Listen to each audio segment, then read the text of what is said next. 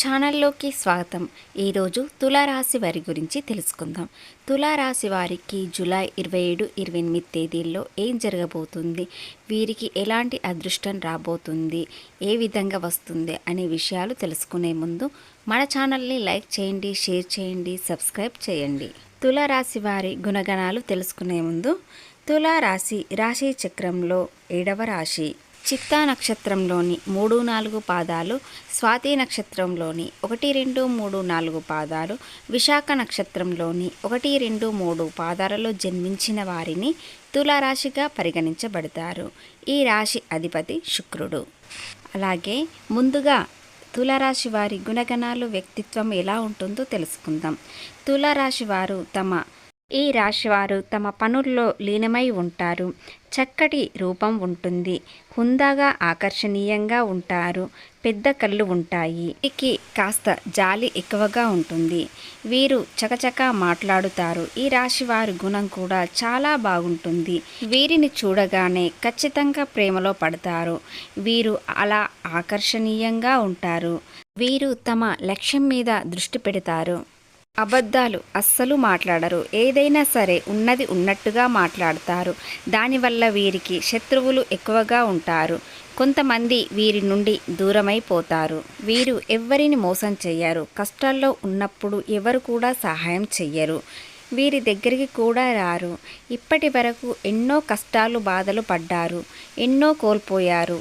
అయినా వీరికి ధైర్యం చాలా ఎక్కువ. కాబట్టి వీరు గట్టిగా నిలబడతారు. తులారాశి వారికి శుక్రుడు అధిపతి కాబట్టి ఈ 2 రోజుల్లో ఈ అదృష్టం రాబోతుంది.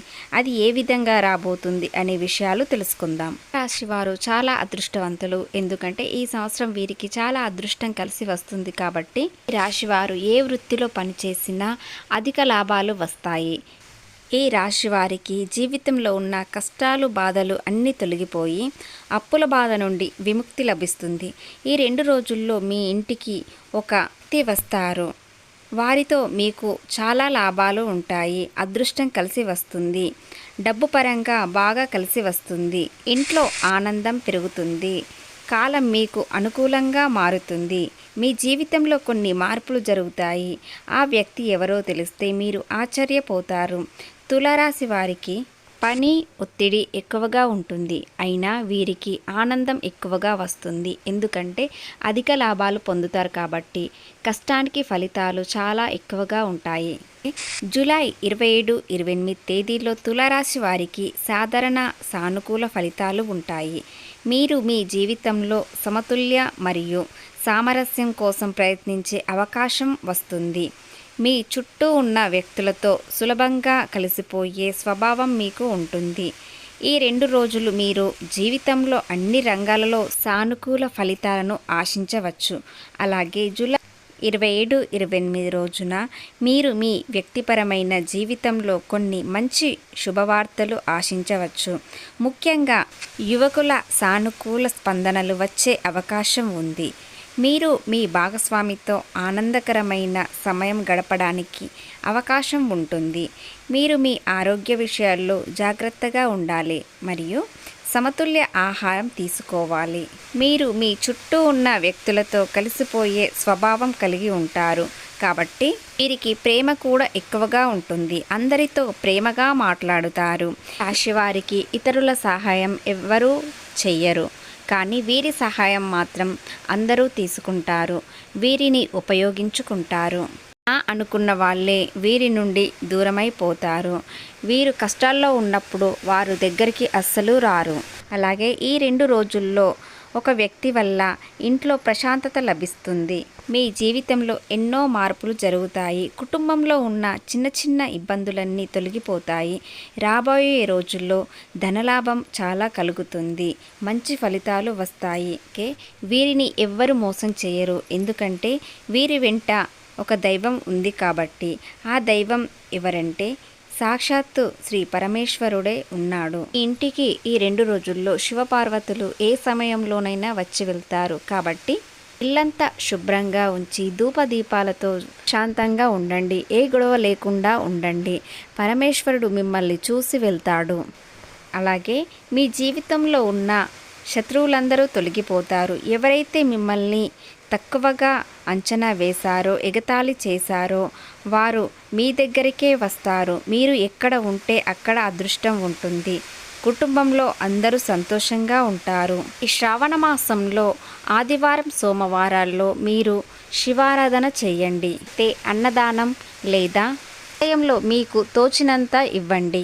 చేయడం వల్ల ఆ పరమేశ్వరుని అనుగ్రహం ఉండి జీవితంలో సుఖశాంతులు కలుగుతాయి.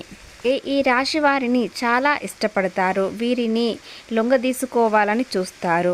వివాహం కాని వారిని చూసే వీరికి కొంత అభిమానం ఏర్పడుతుంది. కానీ వివాహం అయిన వారు మాత్రం భార్యని తప్ప ఎవ్వరినీ ప్రేమించరు. రాశి వారికి భార్య అంటే చాలా ఇష్టం, అభిమానం.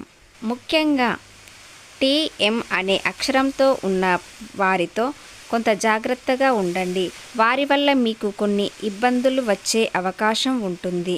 మీకు వచ్చే అదృష్టం రాకుండా పోతుంది. కాబట్టి వీరితో జాగ్రత్తగా ఉండండి. ఇక మీరు కొత్త పనులు మొదలు పెట్టాలనుకుంటే సోమవారం మొదలు పెట్టండి. పెట్టుబడులు పెట్టండి. వ్యాపారం చేసే వారికి చాలా అదృష్టంగా కలిసి వస్తుంది. ఉద్యోగంలో ఉన్నవారికి ఫలితాలు పెరిగే అవకాశం ఉంది.